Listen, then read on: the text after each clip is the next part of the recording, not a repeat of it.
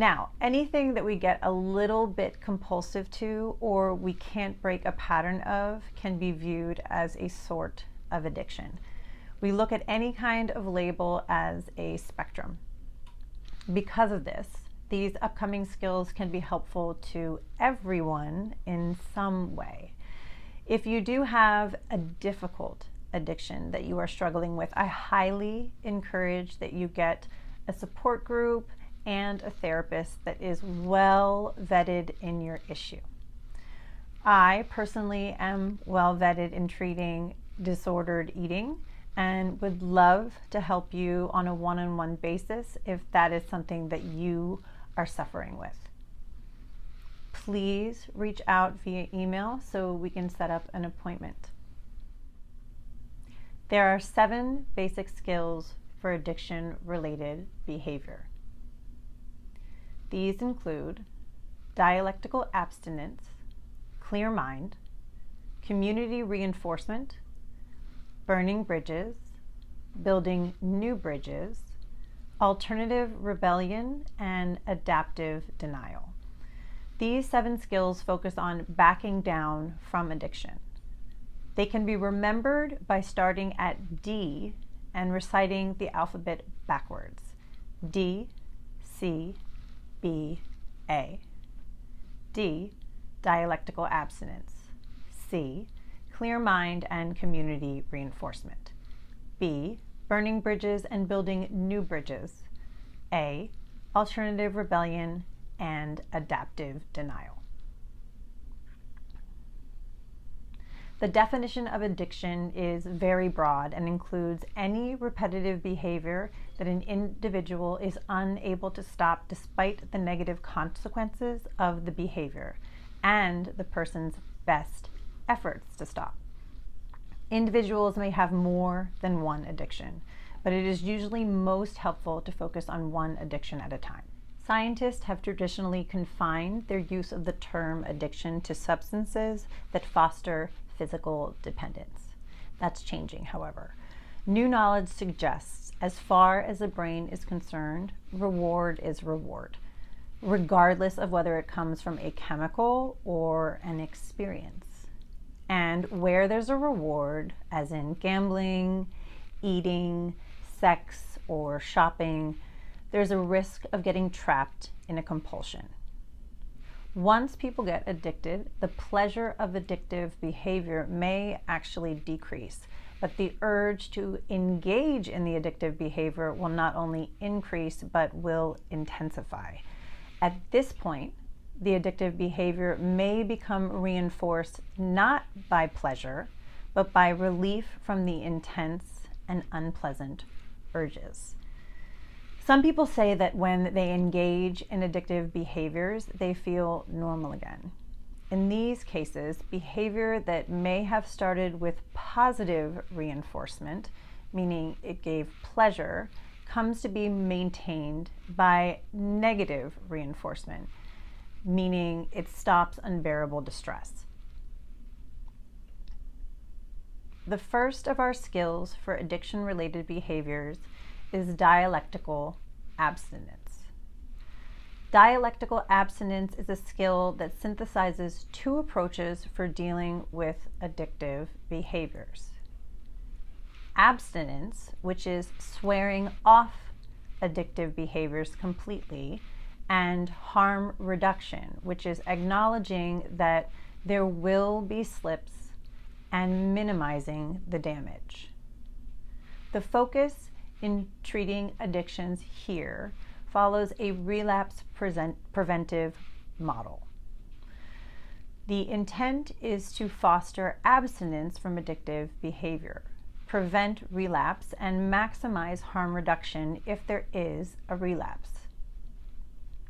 Relapse prevention identifies high-risk situations and uses problem-solving skills to develop ways to both avoid and to cope skillfully with such situations, and focuses on eliminating myths regarding the effects of addictive behaviors.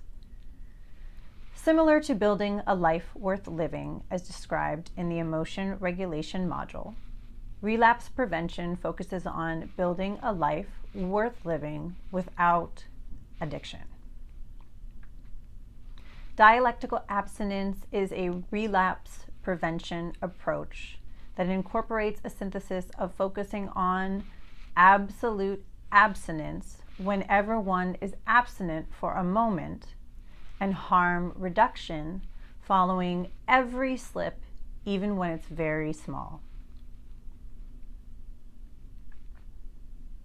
Abstinence here means complete abstinence, which is never again engaging in addictive behavior at any time for any reason.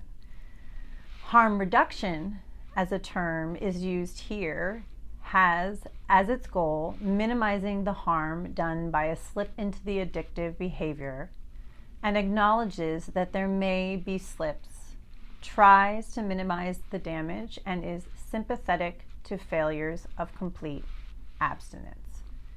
Basically, it is to manage lapses such that a lapse does not turn into a relapse.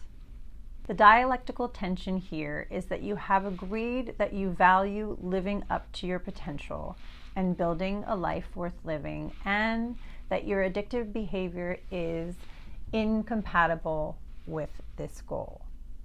Even with this commitment, you accept that you might have a lapse and once again engage in your addictive behavior, that you need a harm reduction plan. In dialectical abstinence, the search is for a synthesis between abstinence and harm reduction that is more than the sum of the parts.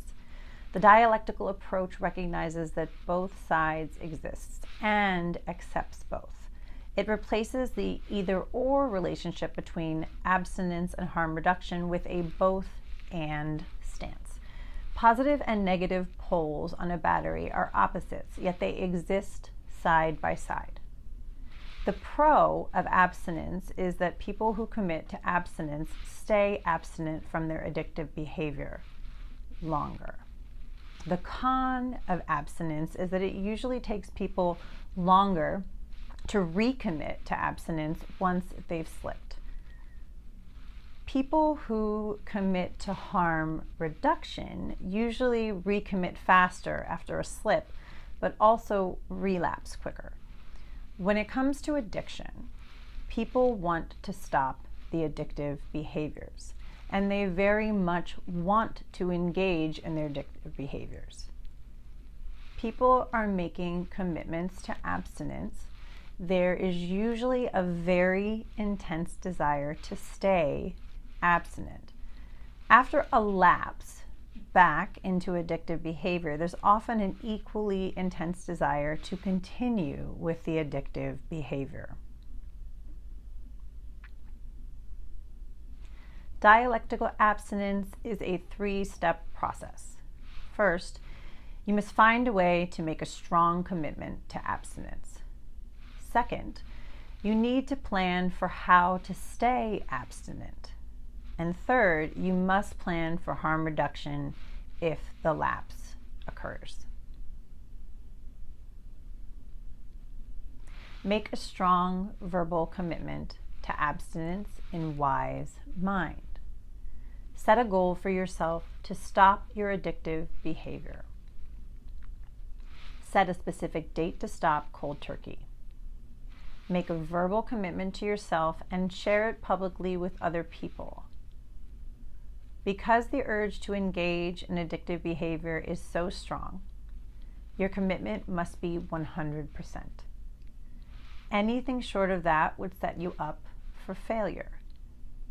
When faced with the urge to engage in your addictive behavior, you cannot have the idea that it is okay to give in for the moment. Lapse just a little. For instance, just have one cigarette and then plan to go right back to your abstinence. Such thinking undermines commitment and will make it more likely that you will decide to slip back into your addictive behavior. This step can be viewed as slamming the door shut to addictive behaviors. Consider vegans. They never say, just this one time and then go eat meat. People who are in a committed monogamous marriage don't say, oh, it's just this one time I'm going to sleep with another person. When you plan for abstinence, you enjoy your success, but with clear mind. Plan for temptations to relapse. Spend time or touch base with people who will reinforce you for abstinence. Plan reinforcing activities to do instead of addictive behaviors. Burn bridges. Avoid using high-risk situations for addictive behavior. Build a new bridge. Develop images, smells, and mental activities such as urge surfing to compete with information associated with cravings. Find alternative ways to rebel. Publicly announce abstinence. Deny any idea of lapsing to the addiction. Prepare a harm reduction plan and be sure to put it into action immediately after a lapse. Abstinence, over the long run, requires planning for abstinence and planning for lapses. A person practicing dialectical abstinence is like the quarterback of a football team. Quarterbacks aren't content to obtain an extra few yards or a first down in each play. They are always striving to get a touchdown. All efforts intend to run the full distance to the goal. The person practicing dialectical abstinence takes the same approach, running like mad in the direction of the goal of abstinence, stopping only if you fall, and ready to resume with the full intent of staying abstinent 100%. Adopt dialectical view and prepare for possibility of failure. You must keep in your mind that if you do slip, you will deal with it effectively, accept it non-judgmentally, and pick yourself back up. This means making a relapse prevention plan ahead of time for what you actually do if you do slip. Who are you calling? How are you remembering to get right back to abstinence? What would you do to motivate yourself to get back to abstinence? What skills will you use? Rehearse in your mind going through a crisis plan. Imagine success and a sense of mastery. You can use the cope ahead skill here. If you do slip, immediately fight. The abstinence violation effect can occur after a lapse when a person feels guilty, ashamed, or out of control and wants to give up and give in. Common thoughts are, I'm a loser. I might as well keep going. I started and a little more won't make a difference. This kind of thinking can turn lapses into full-blown relapses. Some harm reduction skills can be rehearsed and be ready to use. Maybe you call your therapist, sponsor, or mentor for skills coaching. Maybe you get rid of temptations, surrounding yourself with cues for effective behavior. Maybe you practice opposite action for shame by making your lapse public among people who will not reject you once they know. If no other option works, go to an anonymous meeting of any sort and publicly report your lapse. Interpersonal effectiveness skills, such as asking for help, can also be helpful. If you are isolated, help can be found via online support groups.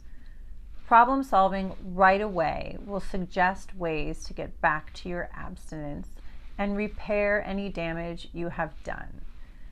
Do pros and cons for stopping addictive behavior. Keep a list of all these harm reduction ideas with you all the time, ready if needed. After lapse, recommit yourself to 100% total abstinence, knowing that this was the last time that you will ever slip. It is possible to do this two seemingly contradictory things, commit to absolute abstinence for addictive behavior, and accept a lapse should such behavior occur. This is not accepting a lapse before you have one. To say to yourself in the back of your head, oh, I guess it is really okay if I go ahead and engage in my addictive behavior, because if I do, I just do a chain analysis and recommit, undermines your commitment. The possibility of lapse must be buried somewhere outside of your awareness. You will respond accordingly to your plan if it happens, but it will never happen.